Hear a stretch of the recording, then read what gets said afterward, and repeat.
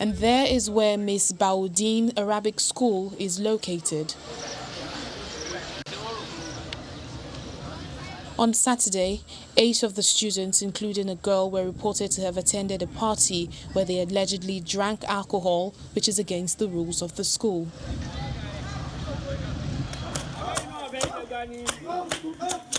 They were punished hard for this.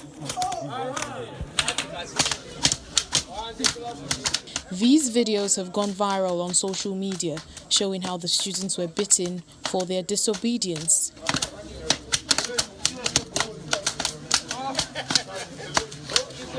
The only girl amongst them was not spared in this corporal punishment.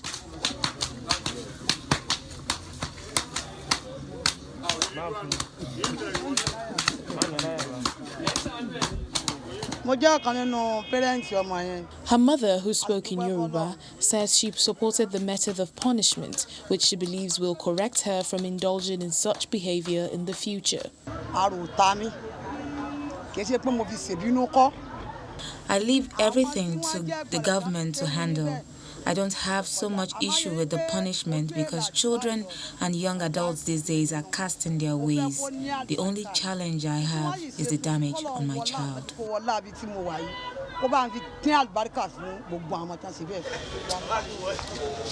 It was not authorities as the staff declined interviews. Meanwhile, the government spokesperson, Rafiu Ajakaye, says the principal has been suspended while the incident is being investigated. The government team made it abundantly clear that we do not subscribe to that kind of punishment. It was too much, in as much as those students may have done what went against the rule of the school. There should always be other ways of instilling discipline in them. We also made it clear that the public expectations in this day about how to instill discipline goes beyond what was seen in that video. And of course, the school authority themselves felt remorse, and the government is being circumspect in handling the issues. The government is appealing for calm on the issue as it promises to get to the bottom of the matter.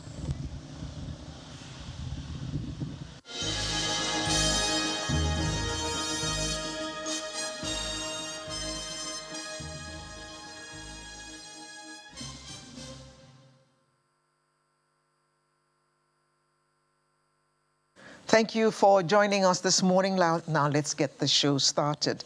About a week ago, a video of some students of an Arabic school in Kwara State went viral, where in that video the children were being corporally punished because they allegedly drank alcohol at a party. The state government has set up an investigative committee on the matter, while the head of the Arabic school, who admitted to directing the punishment, has been asked to step aside. And by the way, a part of that video was shown at the beginning of this segment of the program. So, is corporal punishment, to the extent that we saw, the way to train our wards? That's what we're going to be looking at this morning, and it's my pleasure to welcome in our studio in Lagos, Mrs. Toyin Ndidi, who's a legal practitioner. Thank you. Of course, the legal mind immediately says, take them to court. We also have representatives of two NGOs, first of which is Family Tutor, represented by Remilekun Thompson. Good morning. And then we have the representative, the Chief Operating Officer of Advocate for Children and Vulnerable Persons Network, Mr. Ebenezer Omajailile. Thank you for having me. Good morning. Ayo, Abuja guest? Yes. Oh, yes, we have with us here the Speaker, Girls Parliament Nigeria. And she'll be telling us a little more about that NGO, perhaps. Zainab Amino, thank you for joining us this morning. Thank you, sir. Maybe I should start from you. You're a student as well, I believe. Yes, sir. Okay. Now, First of all, first impression, because the people in Lagos there are quite elderly, so let's start with you. When you saw the video, how did it feel? I was so annoyed. To see them beating a female child like that, it hurts me a lot. I couldn't return because I even asked my dad, I was like, is this a school? He now told me, yeah, this happened in Kwara State. So I was so annoyed, and I said, I'm going to take an action on this. So what action have you taken? For now, I haven't done anything. Okay. But in our next sitting, in our parliamentary sitting, we're going to talk about this case. I'm going to put it in the part of agendas. Okay. Are you aware that there are laws that some people say need to be removed because some people believe it is not an offense? Some people believe because the Federal Ministry of Education says it is no more something in vogue, it should be stopped. In that regard, what are your thoughts? Yeah, actually, like the beating of the children, yeah, it should be stopped. Not completely stopped, but at least like what happened in this Kwara State, the beating was so mercilessly, it was brutal, it was too much. At least they could have advised them first before that punishment. How did your dad feel when you told him and you asked him the question? How did he feel about it? He felt so bad actually, because he was saying, he even called me, he was asking me, as a Speaker of the Nigerian Girls Parliament, do you think this is a good thing? So I told him no. That's how would they be beating a female child like that, to the point of, I think they injured her, to the point of injuring her and stuff like that. Have you ever been corporally punished, beaten at school? Yeah, I've been beaten, but I don't usually do things that I'll be beaten. You behave yourself? Yeah, Okay. because I hate it when a teacher touches my body, or when anything related to flogging, I hate it. So I don't do things that will reach to that extent of flogging. Okay. Well, Alera, I'm sure you have questions for my guest here, but let me ask the lawyer, first of all, before you come here. Let's look at the laws. First of all, is it an offense? Is it a crime? Is there anything in that action that you would say is an offense against a particular law in Nigeria? Well, there are various things that are totally wrong with what has happened in Kwara State, especially with the assault on those children. The Nigerian Constitution, Section 34, subsection 1, actually talks about degrading torture, a person's right to be free from torture and degrading treatment. And that video showed nothing but torture and degrading treatment. The VAPA Act, VAPA law, which some states have assented to, domesticated, actually talks about the right to be free from assault. And we have the child right law, we have the criminal code, and even the penal code.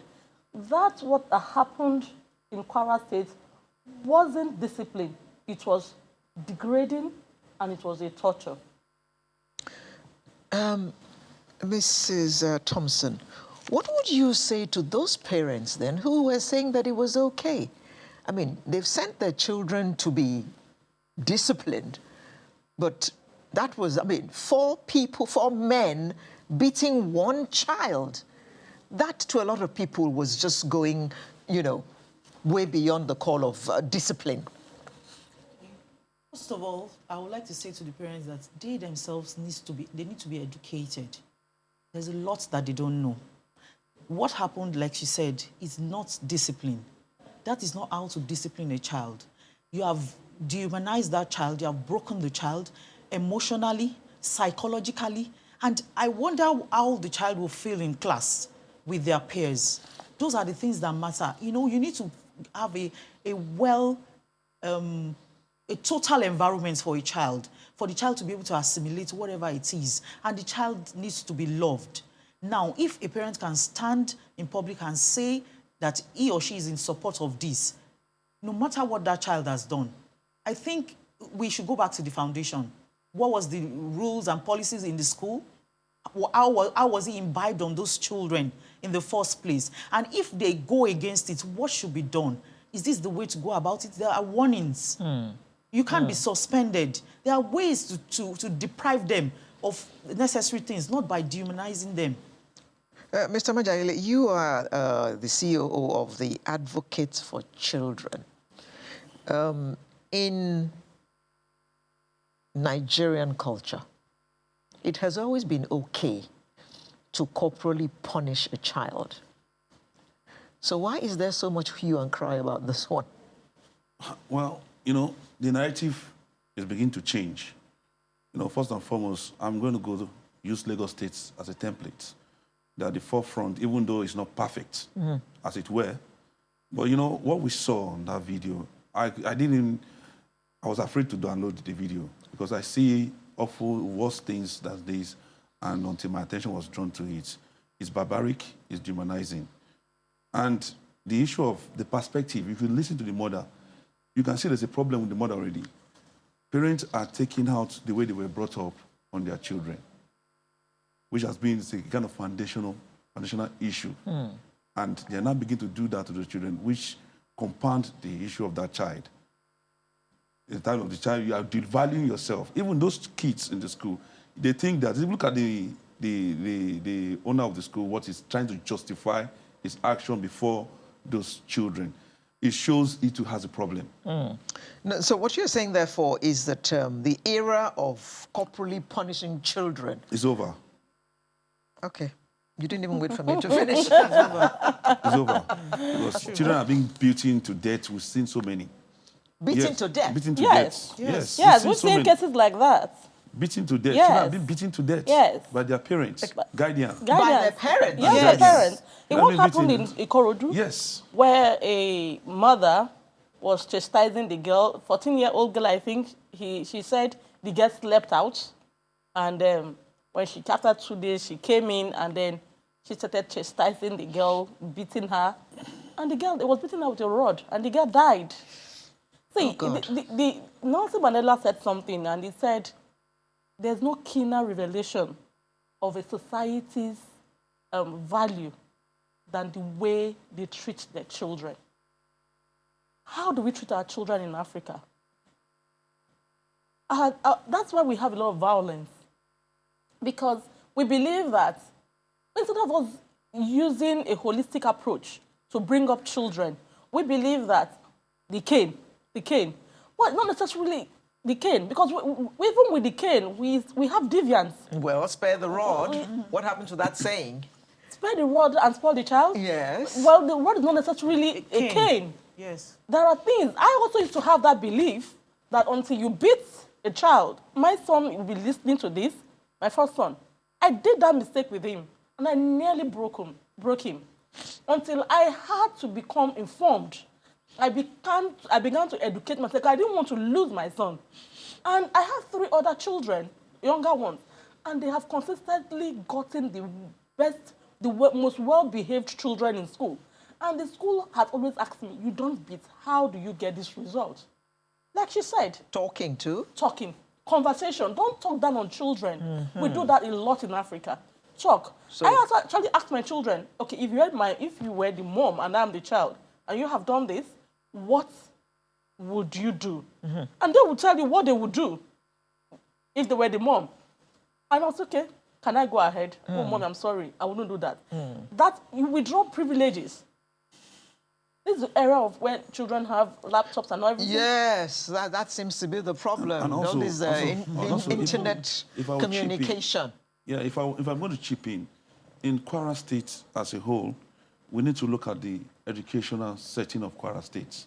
What's the structure like? What's the structure like in Kwara State?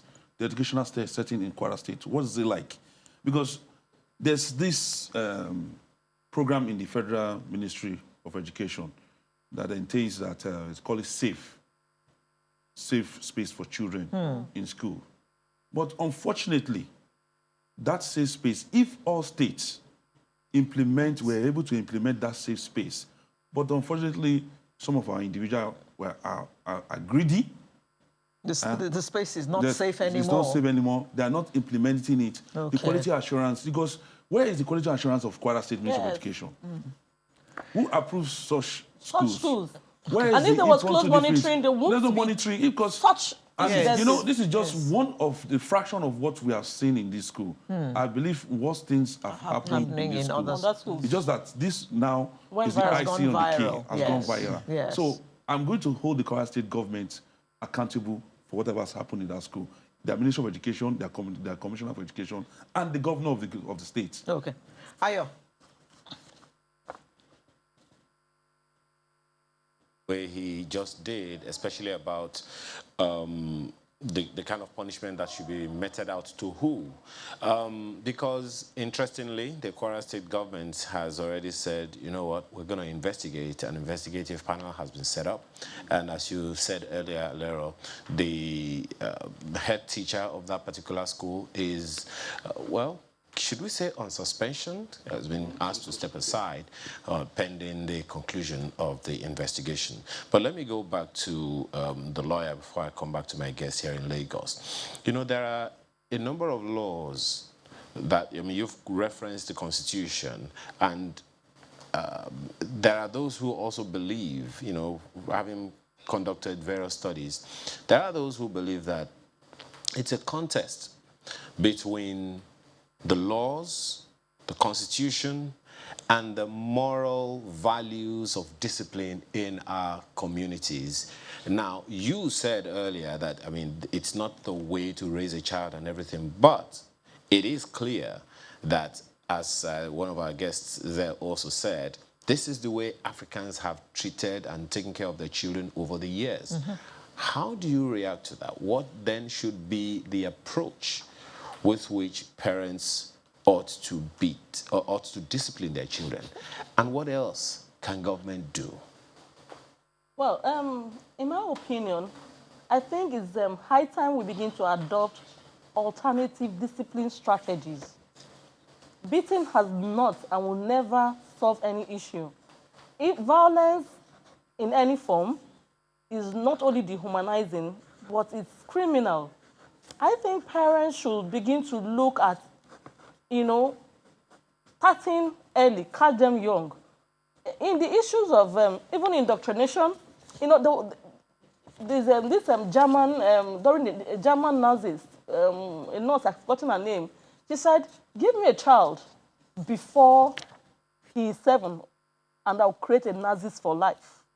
What are we saying? Before these children get to this stage, what values have you instilled in them? Parents are not intentional, and that is the truth. We allow our children to grow up in the way and manner they want, and then we want miracles. You want a child to be right. Are you doing right by yourself? Because these children, they are sponges. They emulate and imitate whatever we do. If you want a kind child, start being kind from the cradle. If you want a child who is respectful, how respectful are you as a parent? You don't sow mango and begin to rip oranges. It's not possible. That's why I actually believe. Let's address it this way, because there have been cases, there have been situations where judges in courts order that certain people be beaten 6 strokes of the cane. I mean, I remember, I'm just looking at a historical document here where a judge in Ado-Ekiti in 2011, by the way, ordered that the prosecutor should give the accused 6 strokes of the cane and adjourn that case. That's not the only one. There's another one in Abuja. 25 hawkers who are minors were ordered to be flogged 6 strokes of the cane. So indeed, it will seem like there are laws that support this kind of thing. So if the laws are there and they are being enforced, interpreted and enforced by the courts, what else do you think parents should do? We have sociological perspective to law. Laws are what the society says they are. And we have in Africa a culture that promotes beating. And we are now saying that this, though it is codified in our laws, in some of our laws, like sentencing, we are saying that it is not necessary. Just like we are also, advocating that the death penalty be lifted because we feel that it's not serving any purpose. Beating is not serving any purpose either, too. So we should actually, and when you talk about a judge, the judge is there to implement the law, is there to carry out the law. The judge is also a reflection of the society. And if the society is a society that believes in violence, you're not expecting the judge to be any different. Okay, well, let me quickly. For Education and Human Capital Development for Osun State, Saadat Modibo Kawu. Good morning, Commissioner.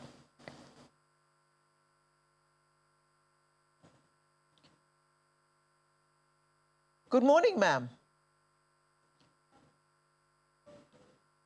Have you seen this video in question?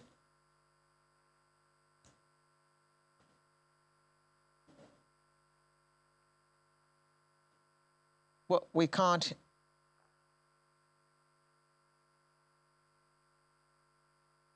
Commissioner?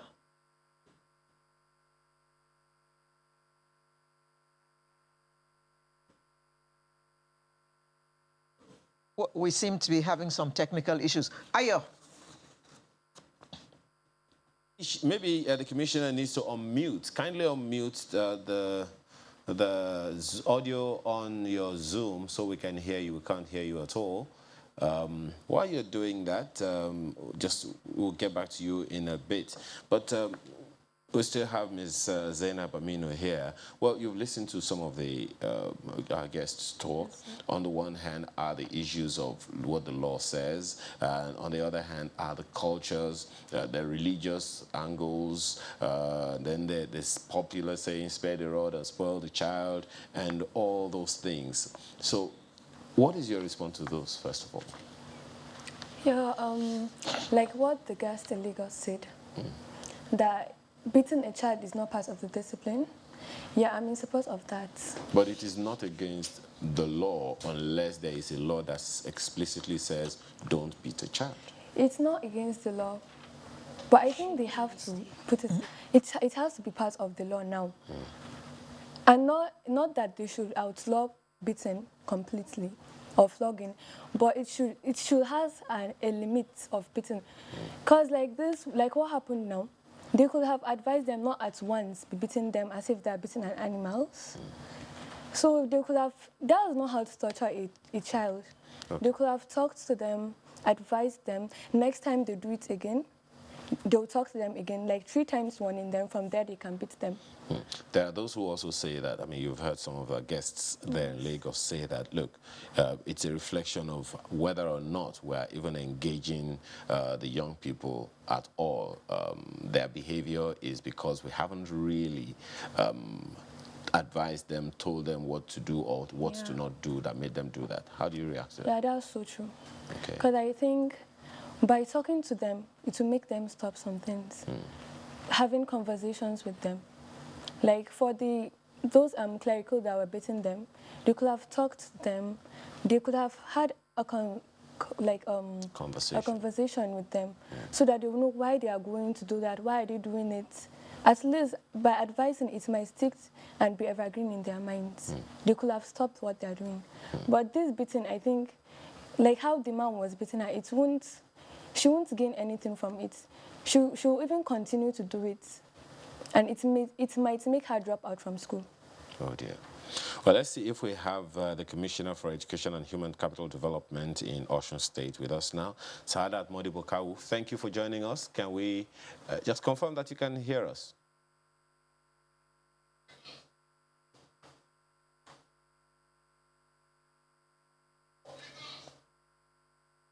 Well, I guess we'll still keep trying. But let me go to the family tutor, Remilekun Thompson. Now, you have already said that, look, it is important for parents to know and all those things. But it would seem like sometimes the parents don't even have a better alternative themselves. There are those who believe that beating children is like a last resort of sorts, because it's really difficult to get children to do things that you want them to do. Some of them can be recalcitrant. In fact, there is a document that says it is not really intended to as a punishment, a deterrence, but more out of frustration, because it will seem like the children keep doing the same thing again and again.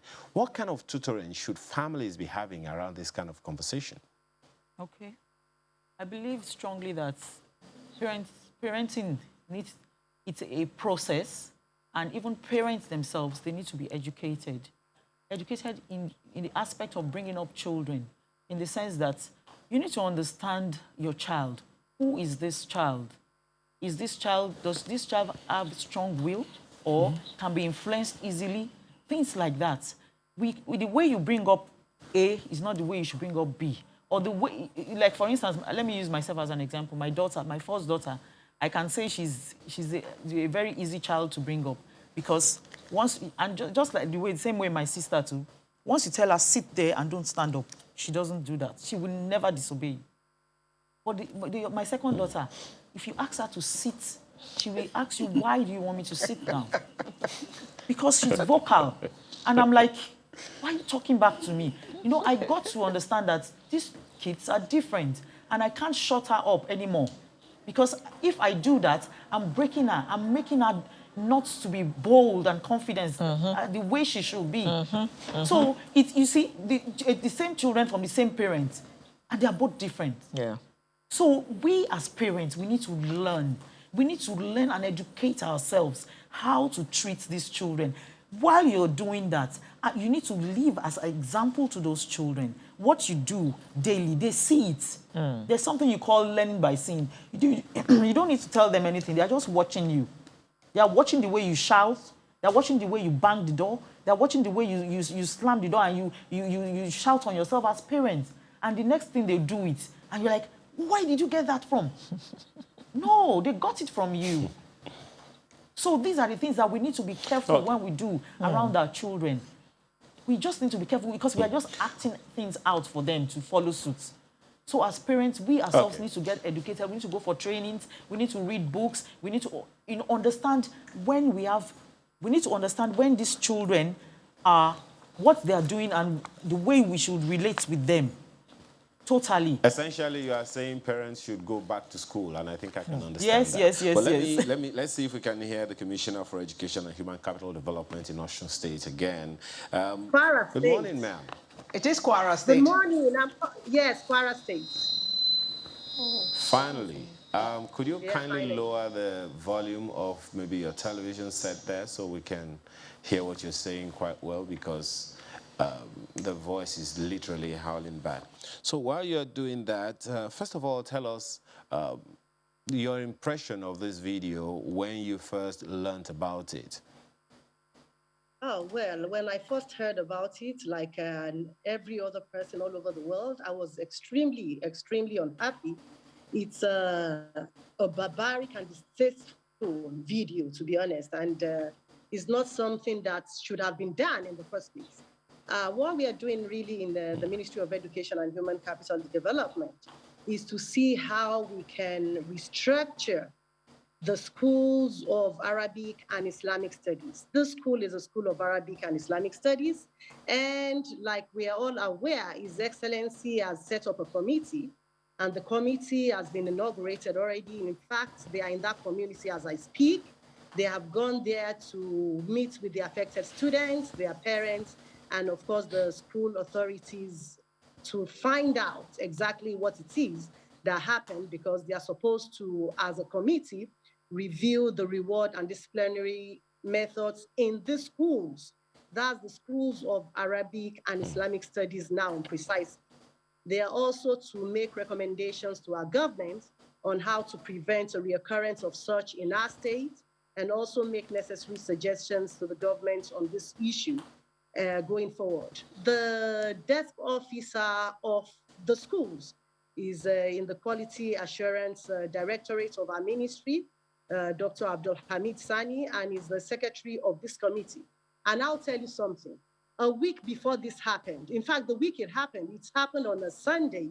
And the Tuesday that week, I actually met with the proprietors of those schools in the state, because I saw that they don't really have a structure unlike the normal conventional schools in our state. So I wanted us to meet with them to see how we can restructure the schools, and also to know what they are teaching our students in the schools.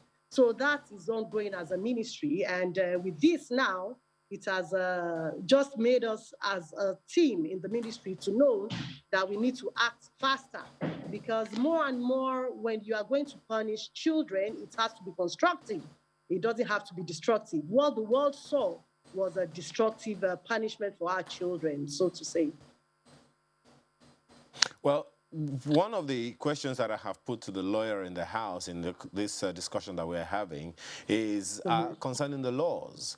There are those who quote particular section 250-something of the Penal Code, and who are wondering, look, if the law doesn't abrogate it, if the law doesn't say it's a bad thing, what then do we do? But you'll please answer that question when we return from this break, madam. So please stay with us. Thank you very much. All right.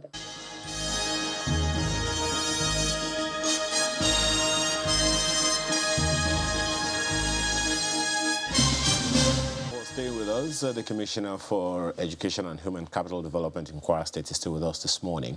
Well, madam, concerning the laws, there are those who say, look, there isn't any law in our books that says outrightly no beating, that outrightly outlaws corporate punishment. In fact, the Federal Ministry of Education said, look, as our guest in the studio here said, look, only the head teacher in a school can beat a child.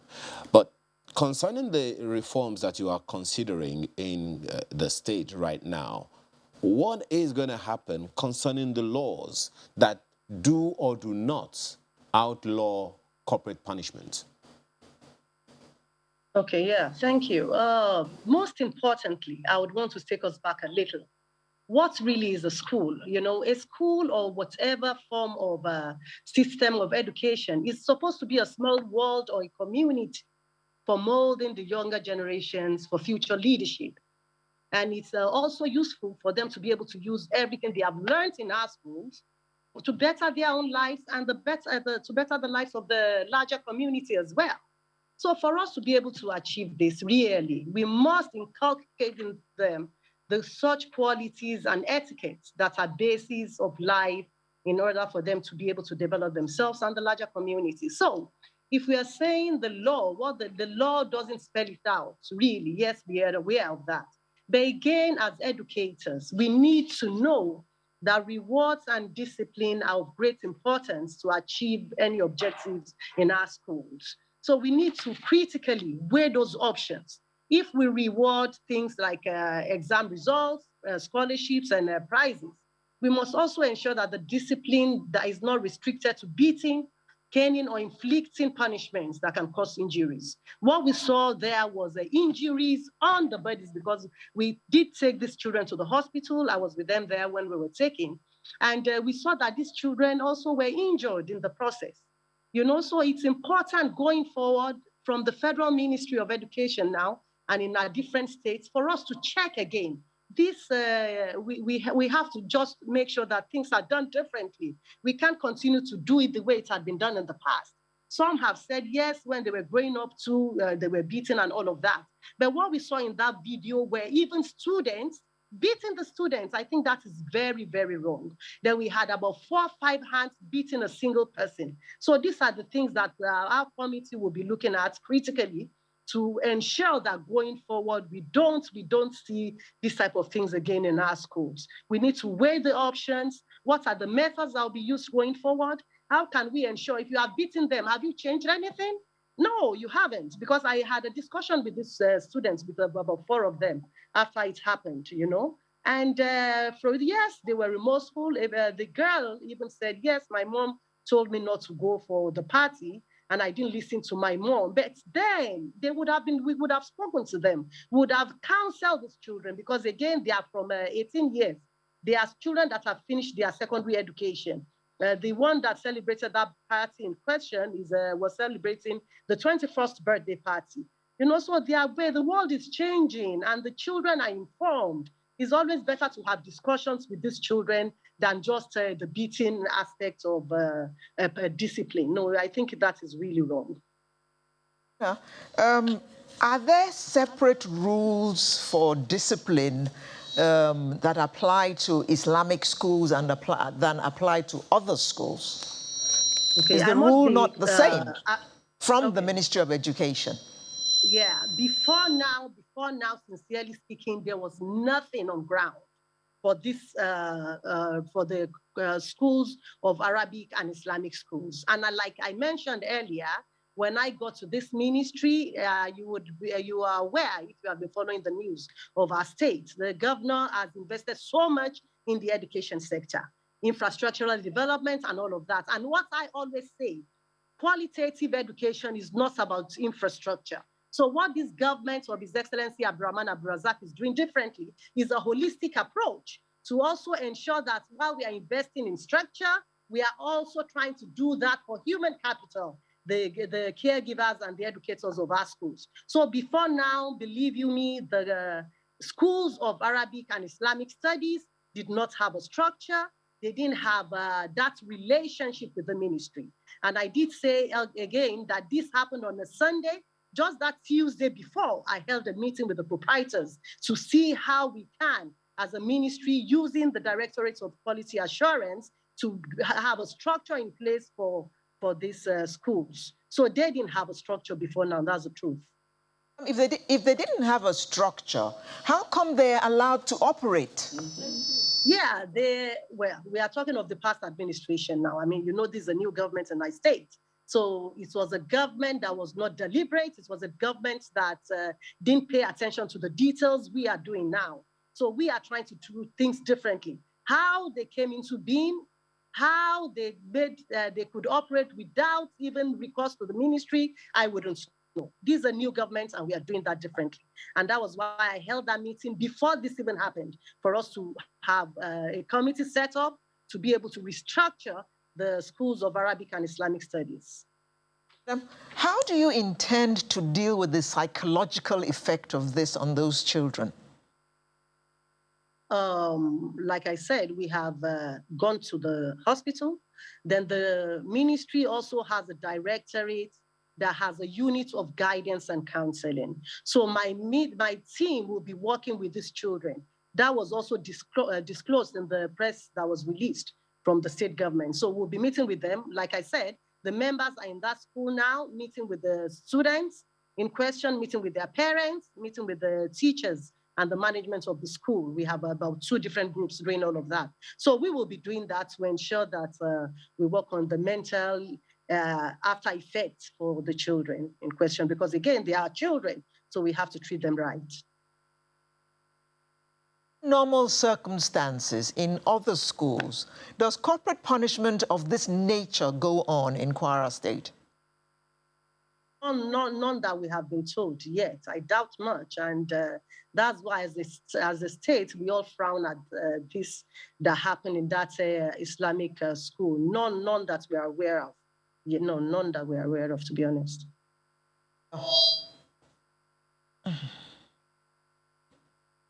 Well, I don't know if I can ask Madam, just before we let you go, what's the timeline for this investigation? How soon before we hear anything concrete about the progress made concerning this case? Have the shortest time possible. So it's just a week. It's just a week. So by next week, the reports will be submitted to His Excellency, the Governor of Kwara State. Thank you. Let me go back to Mrs. Thompson in the Lagos studio very quickly. Does this position of the Kwara State government appease you in any way, the approach being taken to look at this issue? Well, personally, I feel a child psychologist should see those children. I personally feel that a child psychologist should see these children, and also the parents involved needs to be educated they need to be informed. See, there's something that, the fact that the parents are also in support of this, it's so hurting to me. I don't know how the children can feel, you know, they are actually feeling right now. They need to be educated and they need to support their children. If possible, apologize to them. See, this is not discipline anymore. It is not. Abuse. There's a part of love in all of this. Well, in bringing up children, you cannot take away love. Where is the part of love in this? Where you want a child to be better eventually. At what point do you cross that line? And the child will begin to resent you and begin to withdraw. And then you finally lose the child. This is the point. So I think something should be done. The children, a psychologist should see those children and the parents should be involved. Commissioner, there's that conversation that she raised now concerning talking to the parents themselves. Many parents don't see anything wrong with flogging the children in order to instill discipline in them. And you have also said that they don't learn anything. If anything, they could get worse. So is there any plan to have conversations with parents, religious leaders, traditional rulers who have been in this practice, who were raised this way, perhaps themselves, as one of our guests, the man in the studio, said earlier? Is there any plan to have conversations with parents or a public enlightenment along that line? Yeah, definitely we would have to do that because the first day we were in that school, we were there as a government. The first intervention was to just rush there to meet with the parents, and we met with the dad, the girl's dad. And he said to us that he was the one that actually told them to do that. And I asked him one question. I said, if they had done that and something went wrong and the girl died, what would have happened? And, you know, he couldn't even respond to me. Then the mom also met us there and we had a discussion with her. Yeah, she said, oh, she had told the girl not to go and also did even say to the girl that if you go, whatever happens to you, you're on your own. And I found that strange. So definitely would have to do that, to inform the parents, you know, to also have those discussions going forward. I think it's very important to engage all the stakeholders concerned. It's an important part of our work. Mrs. Cow, are you aware that one or two states in the Federation now have zero tolerance for corporal punishment? And, going forward, we'll have to implement that in our states as well. We'll have to implement that. We have no choice than to do that because, I mean, this is, we should have a stop to it immediately. So definitely would also consider that in our state.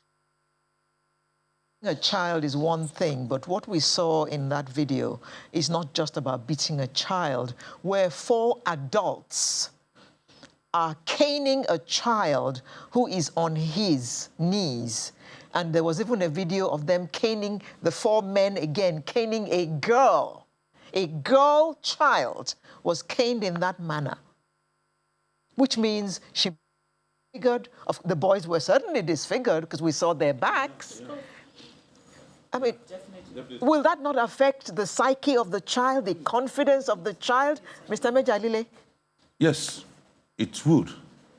It will completely damage the child.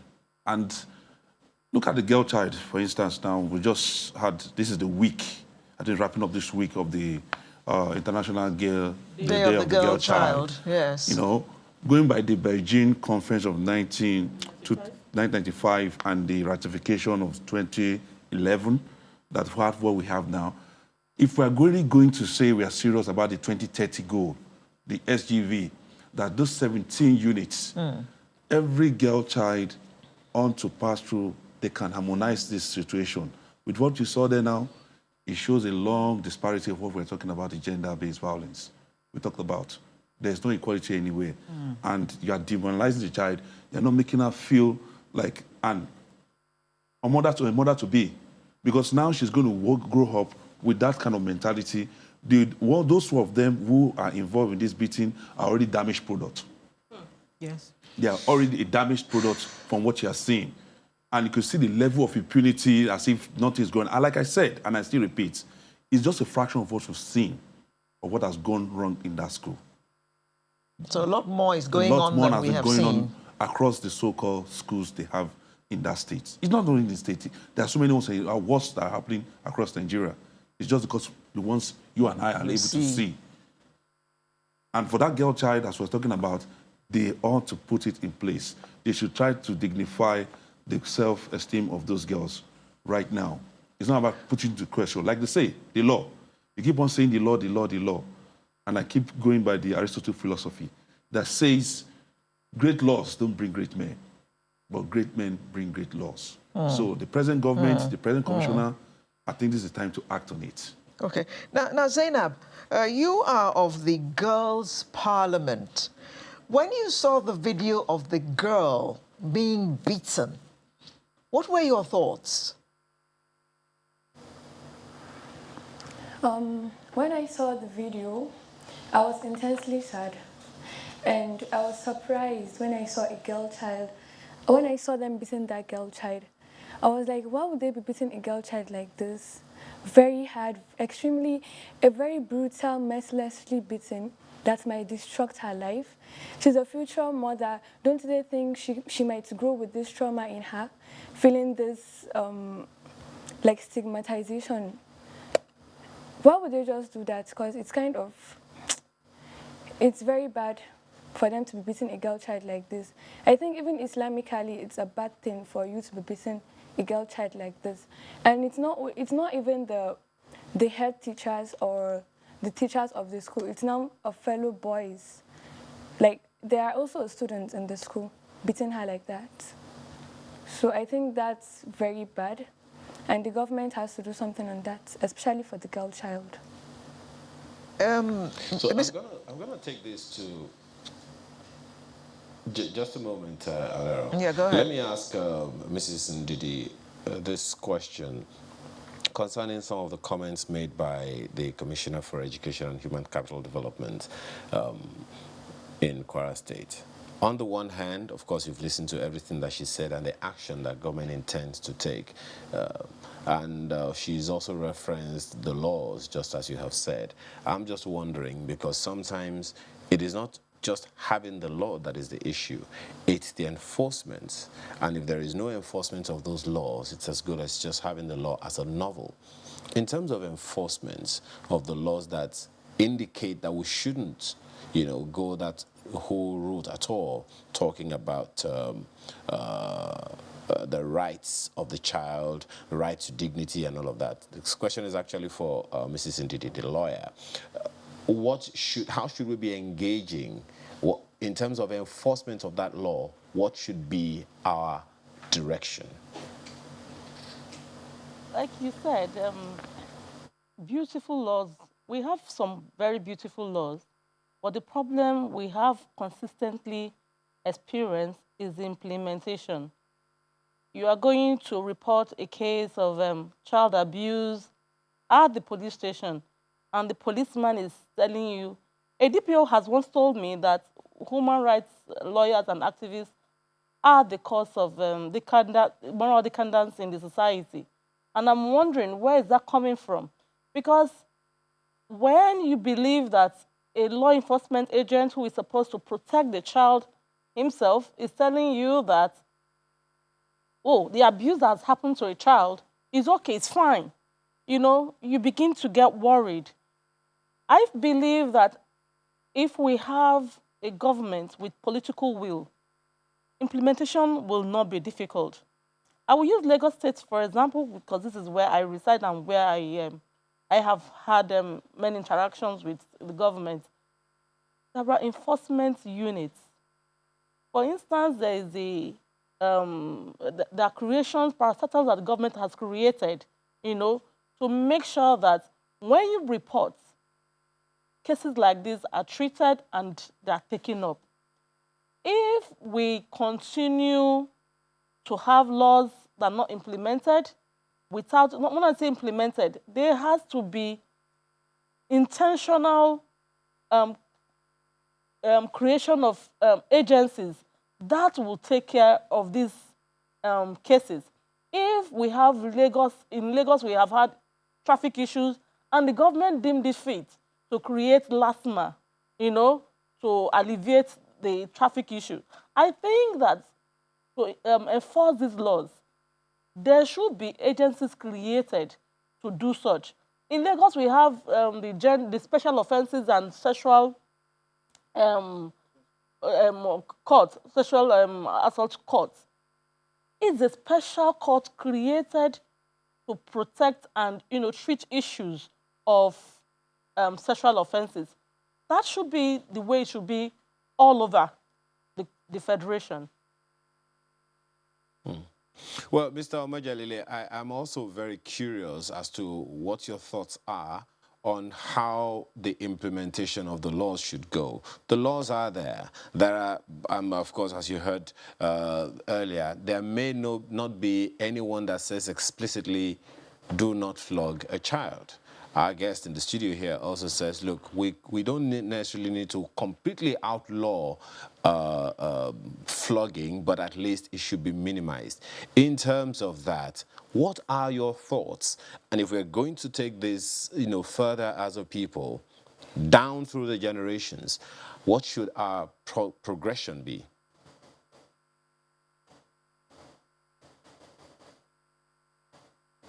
Is he talking to me? Can you hear me? Yes, I'm talking to you, Mr. Omajalile. Please can the question come again? Can you repeat the question? I didn't get it from the first time. Okay, I'm just asking you, yes. Can you hear me now? Yeah, I can hear you. I can hear you clearly. Okay. I'm asking you, in terms of what the commissioner said and the laws that may or may not completely, explicitly outlaw corporal punishment, if we are going to educate people, educate the children, educate the parents, and also use the law, what way should we go about it? It's one thing to have children, it's another thing entirely to bring them up the way they should be brought up. So what would you suggest should be our progression going forward? Our progression going forward, first of all, with what we've seen in Kwara State, there should be a complete disorientation of such abnormalities to occur again. Complete engagement of all the stakeholders. And also, the line ministries should be on their toes now. If all the line ministries are on their toes and they are effective, I don't think we'll be having such situations in Kwara State. First and foremost, the team that are set up and also work with the civil society. There should be a monitoring unit in the states that will pay impromptu visits to the schools, because there is a lot of damages taking place in the various schools as we speak. Even here we claim that, yes, we have zero tolerance, there's still a lot of abuses. So it's a complete disorientation of the system and those who manage the system. Because I tell you, even those in the system and those, if it has not gone viral, it would have been silenced. And those children will grow up as damaged adults to the society. So going forward, a complete disorientation of the system positively to both the handlers of such situations and the children. Nobody should be accepted. You've also said earlier, my apologies, you've also said earlier that that this is just a macrocosm, that there could be so many other cases all over the nation in all 36 states of the Federation. What then should be done to have a unified approach to raising children without or with minimal corporal punishment? Like I said, I mentioned something about the safe space under the federal government, Federal Ministry of Education, in the agenda. If that particular unit, particular program is well implemented, goes with a lot of sensitizations, goes with a lot of jingles in schools and educations, every parastatus have that safe space. It will go a long way, because it's just that issue, safe space for children, is hidden. It's hidden right now, because if we have that space, safe space, like Kwara State is attending the meeting, all the commissioners, I know there's a meeting, all the 36 states, there's 36 commissioners across Nigeria do meet on safe space. If they have been attending the meeting, yes, of education, if they've been meeting, I think, like we said, Lagos is at the forefront of what we're talking about now, that there are gaps there, but they are still at the forefront. So Kwara State, that safe space should be implemented, because it is the agenda of that safe space was that every such abnormalities that we've seen and is occurring, because I said that because based on what we see every day, I'm on the field 247.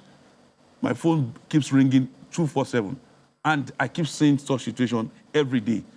And what do we say? We call on the authorities. At times we get fed up, we get burdened, you get disinterested. Because it's not about, now, this action we're talking about, there should be total proactiveness, not response. Because now I could hear the commissioner say they rush down to the school. If they have been proactive, there will be preventive measure. That proactiveness would communicate the issue of preventing such situations. Everybody will know that if I do this, I'll be punished. I'll be punished. That is my submission on this. Okay. Well, thank you for that, Mr. Oyaile. Let me ask you, Ms. Speaker. Yes, sir. The International Day of the Girl Child just ended. Yes. Just not too long ago, I guess about a week or so. How was it celebrated? The International Day of the Girl Child was on the 11th October 2021. It was celebrated, actually, we said the girl child, in many places, like in all the parts of the world, the girl child was celebrated. It was a day that recognized the observance of the girl child. So we discussed a lot of issues about the challenges and problems girls are facing in Nigeria. What are some of those challenges that you discussed? We have illiteracy, poor sanitation, early marriage, lack of funding, poverty. We have violence at school, like what just happened, this Kwara case. We also have gender-based violence, like the sexual abuse, harassment, and other physical and sexual abuse. So, and go on. you know, there are a lot of problems girls are facing these days. A lot of problems. So, like I said, like over 246 million of boys and girls are harassed on their way to school and stuff like that. But most of them are girls, with particularly girls. Girls are more vulnerable to that. So let's relate it to this case now. I think beating that girl child is not supposed to be like that because she's a potential mother. How do you expect her to keep this trauma till she grows? And do you think this beating will make her to stop what she's doing? Okay. Part of what you discussed, you must have come up with some resolutions. What were the decisions, what were the conclusions that you made about how those issues should be addressed? Yes. Like solutions, right? Yeah. We have, I think we should continue creating awareness, like we're doing in our NGO. And I think the government should create some funds for the education of the girl child. Because almost, you can, if you see the girl child that are not going to school, one of the most important problems girls are facing is lack of education nowadays. Because, and it's usually lack of funding, they don't have money. So the parents think it's better they spend the money on the boys to get education, thinking educating the girl child is just not important. And educating a girl child is not only important to her, but it's important to the economic roots. Because she's going to educate her children and other generations coming. Do you see both governments at all levels, federal, state, or local, and the parents themselves having the right thinking of thinking futuristically, thinking about the future of the girl child from your perspective? Please, can you repeat the question? Do you think parents and government at all levels are giving attention to raising the girl child the way the girl ought to be raised, at least from your own perspective? Not really. Why do you say so? There are actually not only the government, individually or personal, parents, especially the northern parts, they only face attention on the boys. Their target is the boys. They don't used to remember that girls are potential mothers. They don't. Why do you think that is?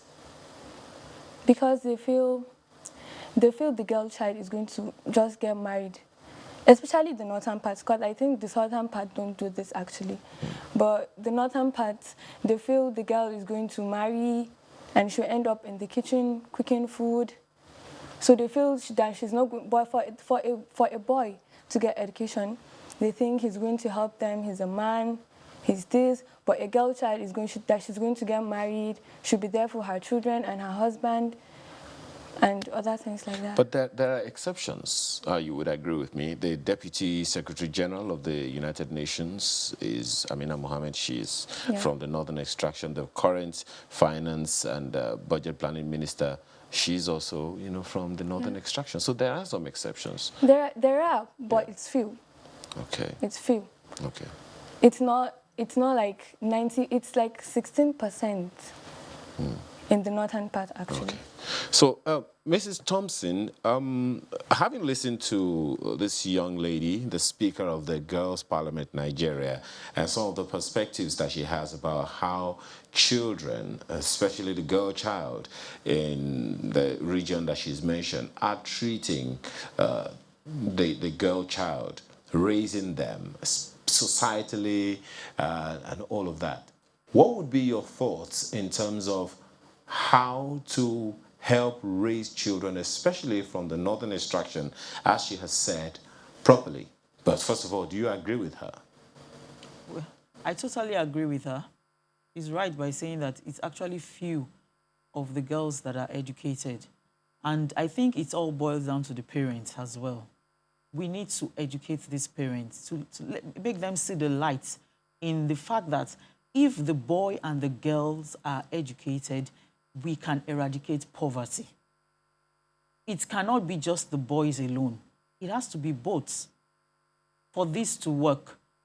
And then the challenges the girl child is facing is, you know, I think the girl child is actually a gift to the world. Personally, I think so, because naturally for the girl child, they can multitask. It's a gift for them. So why would you have such and not utilize it and not make the best out of them? That is what we should be thinking of. A girl child can be here, she's cooking, she's thinking of how to go and pick up the next child, she's thinking of how, she's also in a Zoom meeting with her office. She can do all of that and she can still keep her home. If a girl child can do all of that, why don't we bring out the best in them and educate them? Education is important. And this discrimination, this gender-based inequality, I was at a school and, children, these ones are, more enlightened. And I told them that, I was talking about these International Girls' Day, and I said that, I brought out a boy and a girl, and I said, both of you are equal. And, you have a right to education. But it wasn't like that before. They were shocked. Like, why? Why would I stay at home and my brother go to school? It was new to them. But that's what it is in the North. They feel that once you start seeing your period, you are getting ready for child marriage. It's wrong. It is totally wrong. Zainab, you spoke about creating awareness for all the things you said were to be achieved, by the International Day of the Child. And one of them was early marriage. How is that going to work out when it is the leaders who are supposed to be talking about this and implementing this, who are marrying the girls who are 13 and 14 years old? Yes. Yes, what you said is actually true. Because almost, it has been estimated that I think over 1 million girls under the age of 15 are getting married under the age of 18 years old. And this is very wrong, because the girl doesn't even know, she can't even take care of herself, take care of the husband and the children at that time. She's too young. So I think this early child marriage should be outlawed completely, unless you're 18 years old.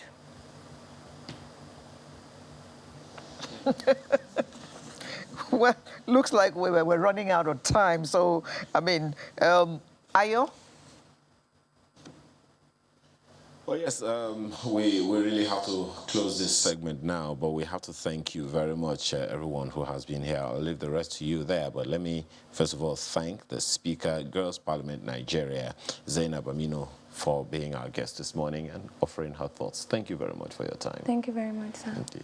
Alara, it's yours. Okay. We had with us as well the Commissioner for Education and Human Capital Development of Kwara State, Saadat Modibo Kau. Thank you very much for joining us today. And in our studio in Lagos, we had, let me start with the guy this time. We had Ebenezer Omajailile, who is Chief Operating Officer, Advocate for Children and Vulnerable Persons Network. Thank you for having me. We also had Remilekun Thompson, representing Family Tutor, which is an NGO. And we had a legal practitioner, Mrs. Toyin Ndidi. Good morning, everybody, for joining us to look at this critical issue this morning. Sunrise will return in just a moment with another interesting conversation. Do join us and be part of it.